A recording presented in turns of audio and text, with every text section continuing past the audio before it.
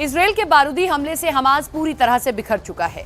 Hamas जैसे ही Israel के खिलाफ खड़ा होने की कोशिश करता है, गाजा में इजरायल की तोपें गरजने लगती हैं। एक बार फिर ऐसा ही हुआ है। इजरायल ने गाजा के अल शिफा अस्पताल पर हमले कर हमास के 170 आतंकियों को नेस्तनाबूद कर दिया। इतना ही नहीं, इजरायल ने यह भी कहा कि अगर फिर आतंकियों के छिपने की जानकारी मिलेगी तो हमला करने से चूकेंगे नहीं।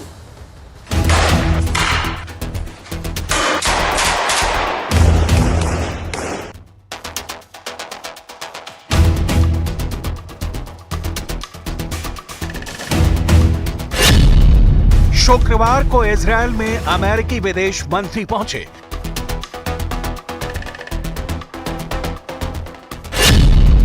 शनिवार को रफा क्रॉसिंग पर यूएन महासचिव पहुंचे।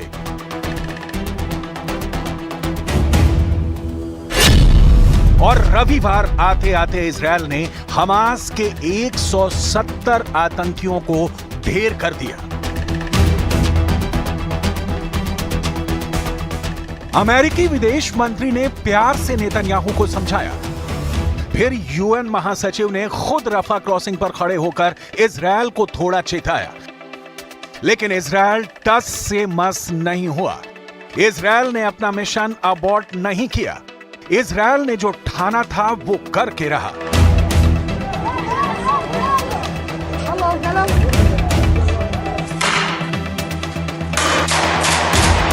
गाजा के अल शिफा अस्पताल पर इजरायल ने इतना बारूद बरसाया कि हमास के 170 बंदूकधारियों ने मौके पर ही दम तोड़ दिया।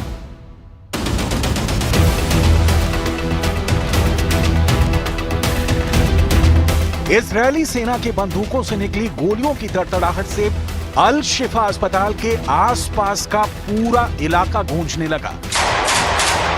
अल शिफा अस्पताल के आसपास रहने वाले लोगों का दावा है कि इजरायली सेना ने अस्पताल के आसपास की सड़कों पर दर्जनों घरों और अपार्टमेंटों को निशाना बनाया।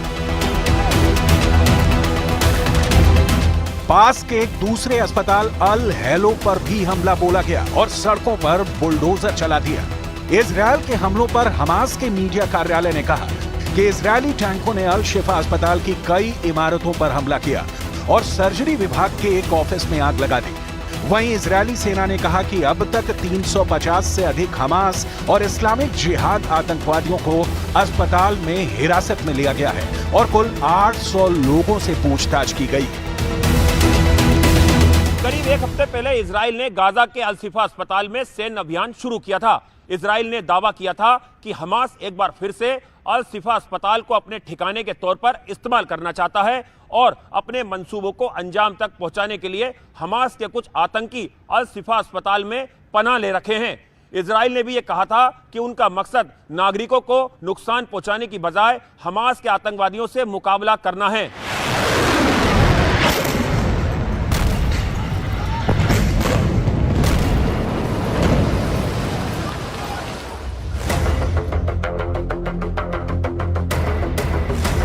ये पहली बार नहीं है कि इजरायल ने गाजा के इस बड़े अस्पताल पर अटैक किया हो। इससे पहले भी टैंकों और अत्याधुनिक हथियारों से इजरायल अल शिफा अस्पताल पर अटैक कर चुका है। इजरायल का अटैक इतना जोरदार था कि अल शिफा का नक्शा बिगड़ चुका था। इजरायल ने अल शिफा अस्पताल के नीचे टनल भी मिलने का दावा किया था। इस टनल की लंबाई 55 मीटर बताई गई। उस वक्त जारी वीडियो में एक इजरायली सैनिक टनल में उतरता दिखा। इजरायली सेना ने दावा किया कि टनल में छिपकर फायर करने के लिए होल भी था। यहीं से हमास के लड़ाके अटैक कर रहे थे। उस वक्त तो इजरायली अटैक की तेजी को देखते हुए WHO ने बयान जारी कर कहा था कि गाजा पट्टी के सबसे बड़े अस्पताल अल शिफा ने काम करना बंद कर दिया और हमास नियंत्रित क्षेत्र के उत्तरी क्षेत्र में इजरायल के हमले के कारण मृतकों की संख्या बढ़ती जा रही है। अल शिफा के बाद भी इजरायली सेना ने गाजा में एक और अस्पताल को चारों ओर से टैंकों से घेरा और कार्रवाई की। इसका नाम इंडोनेशिया अस्पताल था। इसे गाजा में इंडोनेशिया की मदद से बनाया गया था। अल जजीरा की रिपोर्ट के मुताबिक इजरायली हमले में अस्पताल का सर्जरी रूम पूरी तरह से तबाह हो गया। कुछ डॉक्टरों और मरीजों की भी मौत की खबर आई। और अब एक बार फिर अटैक के बाद इजरायल की आईडीएफ ने फिर कहा कि वो अल शिफा अस्पताल से चल रही आतंकवादी गतिविधियों के खिलाफ कार्रवाई करती रहेगी। इजरायल के सैन्य अभियान पर गाजा के स्वास्थ्य मंत्रालय ने बयान जारी करते हुए दावा किया कि इस हमले में कई फिलिस्तीनियों की जान गई। दावे के मुताबिक 7 अक्टूबर से अब तक हुए इजरायली हमलों में 31,756 से अधिक फिलिस्तीनियों की मौत हो चुकी है। इजरायल एक साथ कई मोर्चों पर हमले कर रहा है। रविवार आधी रात को इजरायल ने उत्तर पूर्वी लेबनान में हिजबुल्लाह के ठिकानों पर एयर स्ट्राइक की। मीडिया रिपोर्ट्स के मुताबिक इस हमले में 3 लोगों के घायल होने की खबर है। इजरायल की तरफ से यह एयर स्ट्राइक लेबनान के आतंकी संगठन हिजबुल्लाह के गढ़ बालबेक में की गई।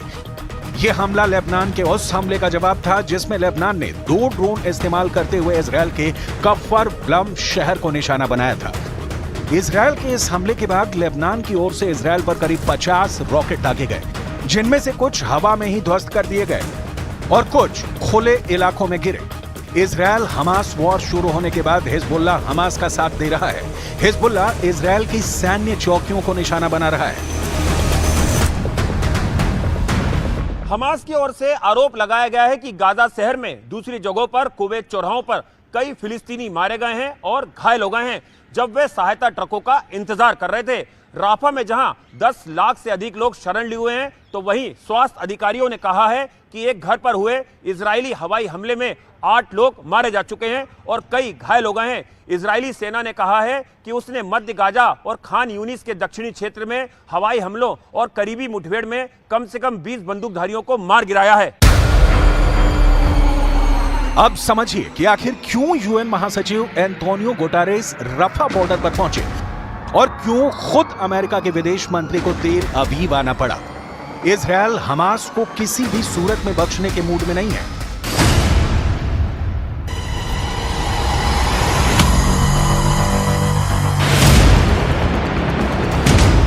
इजरायल हमास और हमास के करीबी संगठनों को लगातार जवाब दे रहा है, लेकिन मीडिया रिपोर्ट्स के मुताबिक इजरायल की कार्रवाई से गाजा में मानवीय संकट गहरा गया है।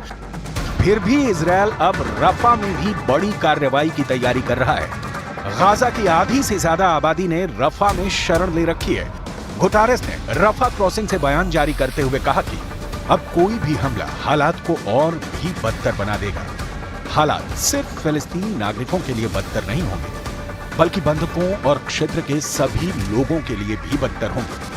गुटेरेस ने संयुक्त राष्ट्र सुरक्षा परिषद में तत्काल संघर्ष विराम के लिए अमेरिकी प्रस्ताव पर सहमति नहीं बनने पर यह बयान जारी किया।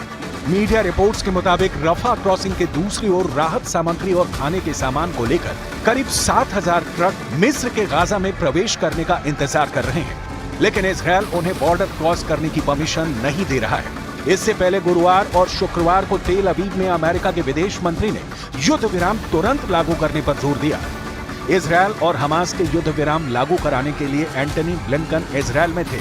इजरायली रक्षा मंत्रालय के सूत्रों से मिली जानकारी के मुताबिक मीटिंग में इजरायल की तरफ से कहा गया कि वो अपनी शर्तों पर कायम रहेगा। सूत्रों के मुताबिक हमास हर इजरायली महिला बंधक के बदले में 30 फिलिस्तीनी कैदियों की रिहाई चाहता है, जबकि इजरायल ने कहा कि वो एक महिला बंधक के लिए ज्यादा से ज्यादा 5 कैदियों को रिहा कर सकता है। इजरायल इस बात पर भी अड़ा हुआ है कि वो हत्या सहित गंभीर अपराधों के लिए जेल की सजा काट रहे फिलिस्तीनियों को रिहा नहीं करेगा। इजरायल ने कतर के प्रधानमंत्री मोहम्मद बिन अब्दुल रहमान अल थानी और मिस्र के खुफिया प्रमुख मेजर जनरल अब्बास कामेल सहित मध्यस्थों से कहा है कि वो युद्ध जीतने की कगार पर है। हमास की केवल 4 बटालियन बची है। इजरायल ने यह भी कहा कि वो पहले हमास की मांगों पर सहमत हो चुका है और अब इजरायल की शर्तों पर बातचीत आगे बढ़ाई जानी चाहिए। इजरायल और हमास के बीच यह युद्ध तब शुरू हुआ जब 7 अक्टूबर को हमास के लड़ाकों ने दक्षिणी इजरायल में घुसकर तांडव मचाया, जिसमें 1200 लोग बेमौत मारे गए और हमास ने 250 से ज्यादा लोगों को बंधक बना लिया।